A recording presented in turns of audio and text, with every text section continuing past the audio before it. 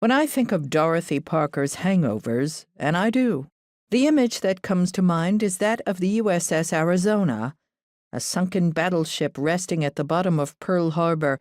You can take the tour if you like. Ponder the blight of mankind for the length of a footbridge.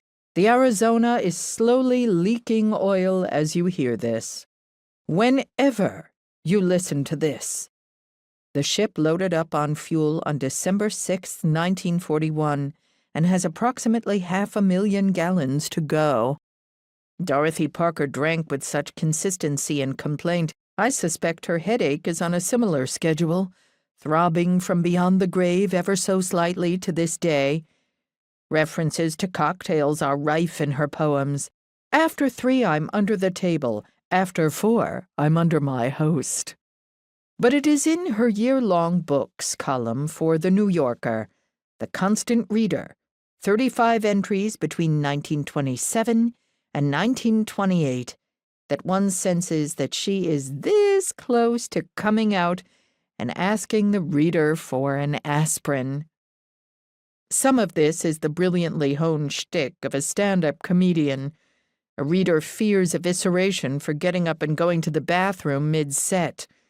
Some of it is Parker being an alcoholic, but some of those allusions to unproductive mornings and squinting unpreparedness belie an unease with the endeavor of book reviewing itself. She writes at times as if the column were happening to her. This thing is getting me. I should have stopped before this and gone back to my job of cleaning out ferry boats. Or more bluntly, here it is high noon, and this piece should have been finished last Friday. I've been putting it off like a visit to my aunt. Years later, when given the opportunity to select her own greatest hits for a Viking compendium, she included precisely none of these reviews.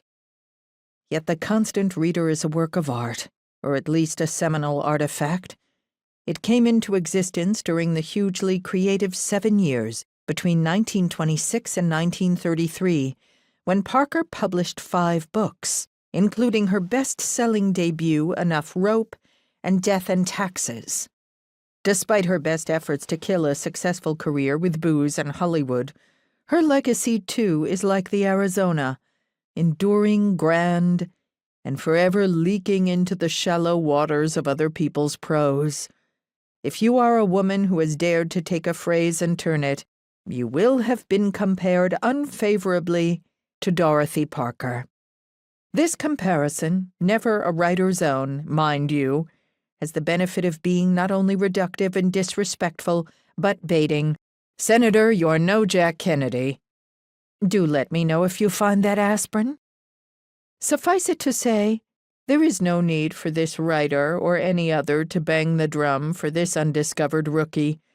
Parker owns her seat at the Algonquin and her reputation as one of her century's great wits.